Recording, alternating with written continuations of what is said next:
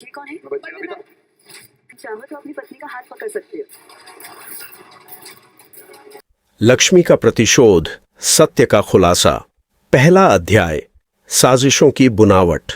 लक्ष्मी हमेशा सत्य और न्याय के मार्ग पर चलने वाली एक साहसी लड़की थी।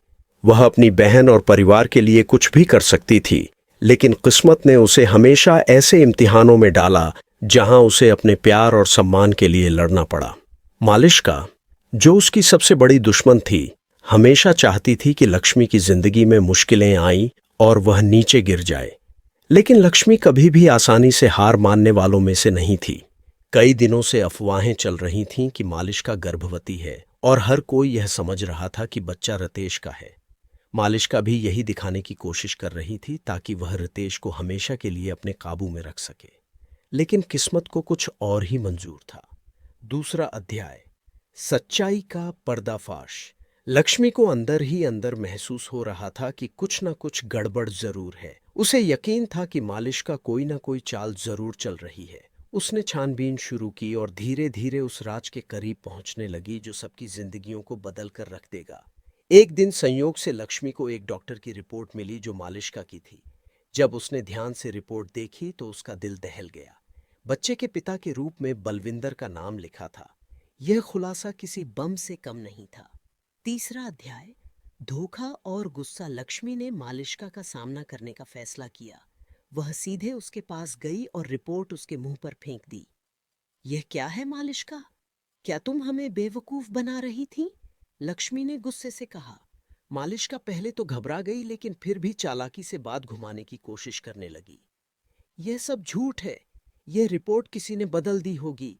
बच्चा रितेश का ही है, मालिश्का चिल्लाई। लेकिन लक्ष्मी को अब किसी और सबूत की जरूरत नहीं थी।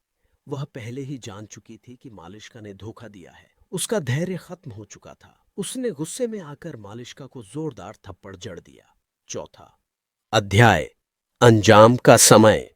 यह थप्पड़ मालिश्का के लिए एक झटके से कम नहीं था। सब लोग हैरान रह गए और रितेश, जो अभी तक चुप था, अब गुस्से में आ गया। यह सब क्या है मालिश्का? क्या यह सच है? रितेश ने पूछा। मालिश्का के पास अब कोई जवाब नहीं था। उसकी आंखों में शर्मिंदगी थी, क्योंकि सबके सामने उसकी सच्चाई उजागर हो चुकी थी। उसी समय बलविंदर भी वहां आ गया। वह पहले तो चौंका, लेकिन जब उसने रिपोर्ट देखी तो उसकी आंखों में डर दिखने लगा। मालिश्का, क्या यह बच्चा मेरा है? बलविंदर ने कांपती आवाज में पूछा। मालिश्का कुछ भी कहने की हालत में नहीं थी। उसका चेहरा पीला पड़ चुका था। सबकी नजरों में अब उसके लिए सिर्फ नफरत थी। पांचवां अध्याय, रितेश का फैसला। रितेश के दिल में गुस्सा और शर्मिंदगी दोनों थी। वह मालिश्का से बहुत प्यार करता था, लेकिन इस धोखे के बाद वह उस पर कैसे भरोसा कर सकता था? वह मालिश्का के पास गया, उसकी आंखों में देखा और कहा, तुमने मुझे और सबको धोखा दिया है। मैं तुम्हें कभी माफ नहीं करूंगा।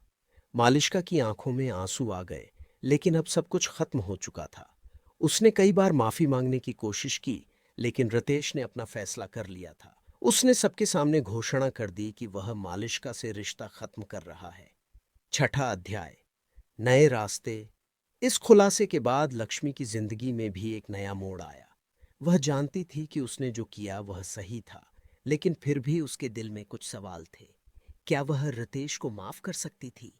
क्या वह अपनी जिंदगी में आगे बढ़ सकती थी? रितेश ने लक्ष्मी से नजरें मिलाईं और कहा, लक्ष्मी, मैं तुम्हें हमेशा गलत समझता रहा, लेकिन आज मुझे एहसास हुआ कि तुम हमेशा सच्चाई के साथ खड़ी होती हो। अगर तुम माफ कर सको तो मैं एक नई शुरुआत करना चाहता हूं। लक्ष्मी चुप रही, लेकिन उसकी आंखों में एक चमक थी। शायद यह एक नया आरंभ था, जहां सच्चाई और प्रेम हमेशा विजयी होते।